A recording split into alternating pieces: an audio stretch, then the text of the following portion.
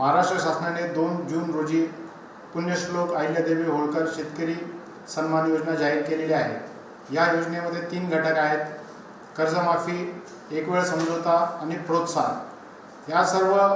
ही सर्व योजना महाआयटीने विकसित केलेल्या पोर्टलद्वारे राबवण्यात येत आहे। ह्या योजनेचा लाभ देण्याकरता सहकार विभागामार्फत सर्व बँकांची माहिती महाआयटीच्या पोर्टलवर भरण्यात आली। त्याचे सर्व व्हेरिफिकेशन पण झाले आणि त्याची लाभार्थ्यांची कर्जमाफीच्या लाभार्थ्यांची पहिली यादी 25 जुलै रोजी प्रसिद्ध झाली। या यादीमध्ये राज्यातील 16,96,000 शेतकऱ्यांचा समावेश आहे आणि यांची कर्जमाफीची रक्कम 13,600 कोटी आहे। तर ह्या सर्व शेतकऱ्यांनी आपलं आधार प्रमाणिकीकरण करायचं आहे। आधार प्रमाणिकीकरण केल्यानंतर त्यांना लाभ त्यांच्या थेट बँकेच्या खात्यामध्ये जमा करण्यात येईल। आधार प्रमाणिकीकरण करण्याकरता त्यांचे आधार कार्ड किंवा जी त्यांची यादी प्रसिद्ध केलेली आहे त्याच्यातला विशिष्ट क्रमांक घेऊन आपले सेवा केंद्रावर जायचे आहे। ज्या शेतकऱ्यांनी ॲग्रीस्टॅग फार्मर आय डी काढलेला नाही त्यांना ॲग्रीस्टॅग फार्मर आय डी काढणे आवश्यक असेल।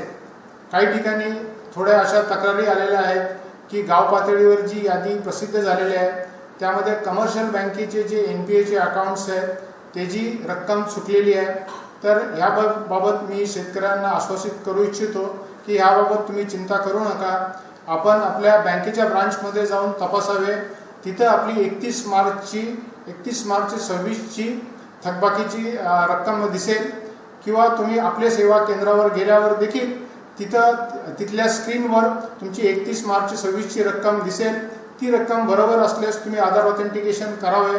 31 मार्च 26 नंतरचं जे व्याजाची रक्कम आहे ह्याची जबाबदारी बँकेने घेतलेली आहे, त्यामुळे तुमचं संपूर्ण कर्ज माफ होणार आहे। आणि ह्या उपरक्ष कोणत्या शेतकऱ्यांना काही इतर अडचण असली, जसं त्याचं नाव चुकलेलं आहे किंवा आधार नंबर चुकलेला आहे किंवा खाते क्रमांक चुकलेला आहे, तर त्यांनी पोर्टलमध्ये ग्रीव्हन्स रेज करावं, जेणेकरून त्यांची तक्रार जिल्हाधिकाऱ्यांकडे जाईल आणि जिल्हा लेवलच्या समितीमार्फत त्या सर्व तक्रारीचे चौकशी होऊन त्याला लेखी उत्तर दिले जाईल।